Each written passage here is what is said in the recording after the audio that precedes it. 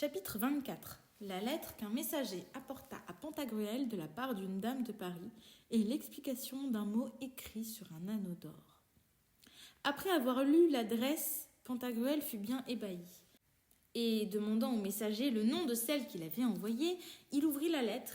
Il n'y trouva rien d'écrit, mais seulement un anneau d'or avec un diamant lisse. Il l'appela alors Panurge et lui montra l'affaire. Voyant cela, Panurge lui dit que la feuille de papier était écrite, mais avec un artifice si subtil que l'on n'y voyait point d'écriture. Et pour le savoir, il la mit auprès du feu, pour voir si l'écriture était faite avec du sel d'ammoniac trempé dans l'eau. Puis il la mit dans l'eau, pour savoir si la lettre était écrite avec du suc de forbe. Puis il l'approcha d'une chandelle, pour savoir si elle n'était pas écrite avec du jus d'oignon blanc. Puis il en frotta une partie avec de l'huile de noix, pour voir si elle n'était pas écrite avec de la lessive de cendre de figuier. Puis il en frotta une partie avec du lait de femme allaitant sa première fille, pour voir si elle n'était pas écrite avec du sang de crapaud. Puis il en frotta un coin avec les cendres d'un nid d'hirondelle, pour voir si elle était écrite avec le jus que l'on trouve dans les pommes d'alicacabut. Puis il en frotta un autre bout avec de la sanie d'oreille, pour voir si elle était écrite avec du fiel de corbeau. Puis il la trempa dans du vinaigre pour voir si elle était écrite avec du lait des purges. Puis il la graissa avec de l'axonge de chauve-souris pour voir si elle était écrite avec du sperme de baleine qu'on appelle ambre gris.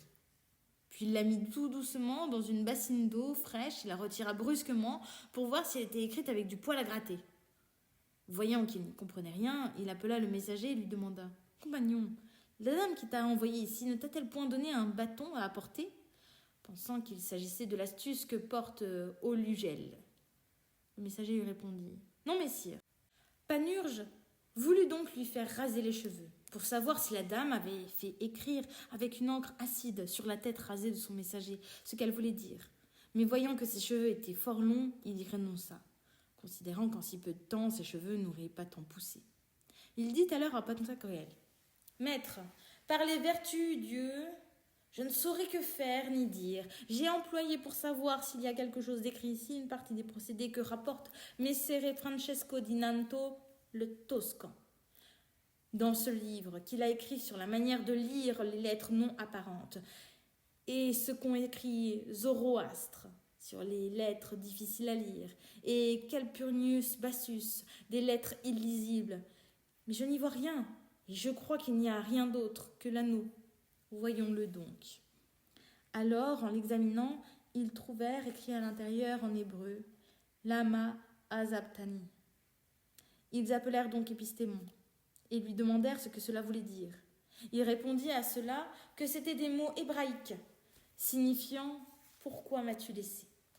Ce qui provoqua la réplique immédiate de Panurge. « Je comprends l'affaire. Voyez-vous ce diamant ? C'est un diamant faux. Voici donc en clair ce que veut dire la dame. Dis à mon faux, pourquoi m'as-tu laissé ?» Pantagruel comprit aussitôt ce message, et il se souvint qu'à son départ, il n'avait pas dit adieu à la dame. Il s'en affligeait et serait volontiers retourné à Paris pour faire la paix avec elle. Mais Épistémon lui remit en mémoire le départ d'Énée, qui tant dit donc, et la parole d'Héraclite de Tarente, qui disait que lorsque le navire est à l'ancre et que la nécessité presse, il faut couper la corde plutôt que de perdre son temps à la délier. Et il lui dit qu'il devait laisser toutes ses pensées pour secourir sa ville natale, qui était en danger. En fait, 1 heure après se leva le vent qu'on appelle nord-nord-ouest, qui lui permit de hisser les voiles, de prendre le large. En quelques jours, passant par Porto Santo et par Madère, ils firent escale aux îles Canaries.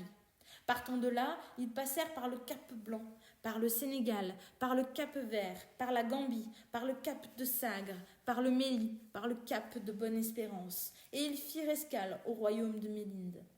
Partant de là, ils mirent les voiles, poussés par la tramontane, et passant par Meudène, par Outi, par Ouden, par Gélassim, par les îles des Fées, et près du royaume d'Acorie. Ils arrivèrent finalement au port d'Utopie, distant de la ville des Amourautes d'un peu plus de 3 lieues. Quand ils se furent un peu reposés à terre, Pantagruel dit « Mes enfants, la ville n'est pas loin d'ici. Avant d'aller plus loin, il serait bon de débattre de ce qu'il nous faut faire, afin de ne pas ressembler aux Athéniens, qui ne se lient délibérés jamais. Sinon, il faut la faire achever. Êtes-vous décidés à vivre et à mourir avec moi ? Oui, Seigneur, dirent-ils tous. Soyez sûrs de nous comme des doigts de votre propre main. Or, dit-il, il n'y a qu'un point qui tienne mon esprit incertain et irrésolu. C'est que je ne sais ni l'ordre ni le nombre des ennemis qui font le siège de la ville. Car si je le savais, je m'y rendrais avec une plus grande assurance. Aussi, avisons ensemble comment nous pourrons le savoir. À ces mots, ils dirent tous ensemble. Laissez-nous y aller voir et attendez-nous ici, car avant la fin de ce jour, nous vous en apporterons des nouvelles sûres.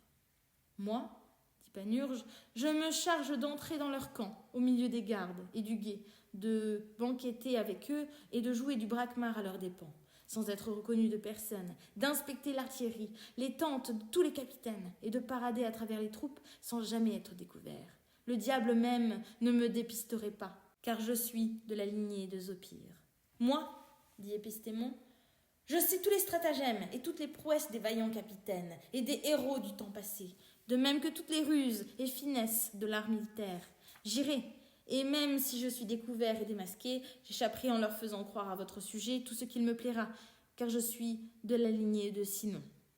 Moi, dit Eustène, j'entrerai en traversant leurs tranchées, malgré le guet et tous les gardes, car je leur passerai sur le ventre, et je leur briserai bras et jambes, même s'ils étaient aussi forts que le diable, car je suis de la lignée d'Hercule. Moi, dit Carpalime, j'y entrerai si les oiseaux y entrent, car j'ai le corps si agile que j'aurai sauté leurs tranchées et traversé tout leur camp avant qu'ils ne m'aient aperçu. Je ne crains ni flèche, ni trait, ni cheval, si le jet soit-il, pas même Pégase de Persée ou Pacolé, car je suis sûr d'échapper à leur poursuite, gaillard et sauf. Je me charge de marcher sur les épis de blé, sur l'herbe des prés, sans qu'elles fléchissent sous moi, car je suis de la lignée de Camille, l'Amazone.